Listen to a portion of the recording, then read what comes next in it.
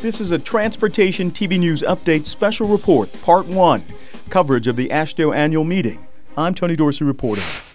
California Democratic Senator Barbara Boxer, chair of the Senate Environment and Public Works Committee, was one of the featured speakers at this year's AASHTO Annual Meeting held in Palm Desert, California.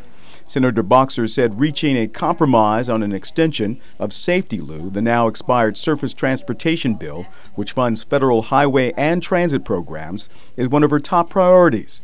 We're ready to go, and we keep hotlining the 18-month extension, and Senator Martinovich agrees with Chairman Oberstar, and one senator has blocked this every single time.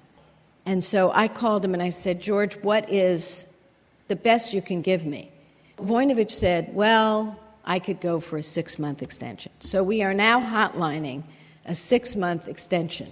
Boxer, who has been a strong proponent of an 18-month extension of SAFETEA-LU, said time is needed to act on health care reform and climate change legislation before enacting a, quote, transformational and visionary transportation authorization bill. After her address, Boxer was presented with AASHTO's National Transportation Leadership Award for the 21st century for her lifetime efforts in the field of transportation. Also making news at the conference, Larry L. Butch Brown, Executive Director of the Mississippi Department of Transportation, was elected AASHTO President on Monday, October 26th. Susan Martinovich, Director of the Nevada Department of Transportation, was chosen as the association's first female Vice President. President Brown has identified 4 emphasis areas for 2010. The enactment of a new multi-year federal transportation program, protecting and sustaining the environment through greener transportation modes and methods, providing support for the commercial freight movement industry, and enhancing public education and knowledge of the vital role that transportation systems play across our nation. We will strive for a quick 6-year reauthorization. If we don't get a prompt enactment, then we will push hard for a 6-year bill to be effective from and after passage. We don't want to repeat SAFETEA-LU, where we spent 3 years getting a bill for a 6-year term. Martinovich, an engineer and 25-year transportation industry veteran, continues to break new ground for women in the industry.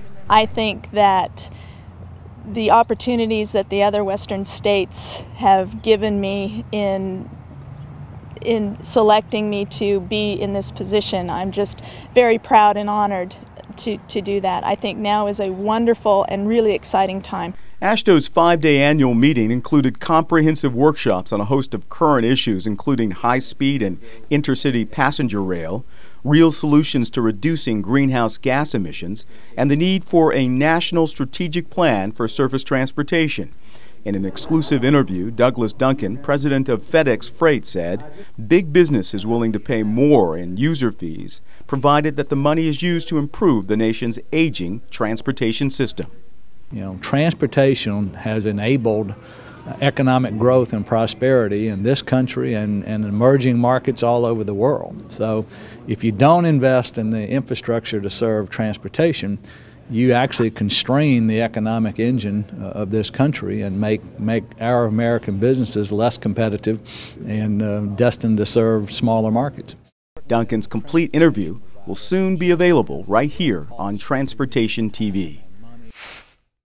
Also making news, the winners of the 2009 America's Transportation Awards were announced on Monday, October 26. Sponsored by AASHTO, AAA, and the U.S. Chamber of Commerce, the competition recognizes outstanding transportation projects in 3 categories: on time, on budget, and innovative management. A panel of expert judges selected the grand prize winner from a list of 10 finalists, and more than 200,000 online votes were cast in the People's Choice Award. The grand prize for 2009 went to the I-35 West Bridge in Minneapolis, Minnesota, constructed in record time following the tragic collapse of the original bridge in August of 2007. Florida DOT's 95 Express Miami project won the People's Choice Award. Both winning state departments of transportation were on hand to receive their prestigious awards and $10,000 checks to be used for either academic scholarships or a local charity.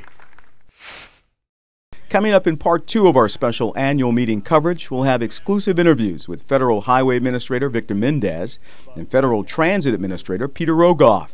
Karen Ray, Deputy Administrator for the Federal Railroad Administration, will give us an update on the distribution of $8 billion in ARA funds for high-speed and intercity passenger rail. And we'll show you the very latest in electric plug-in vehicles. That's the Transportation News Update. I'm Tony Dorsey reporting.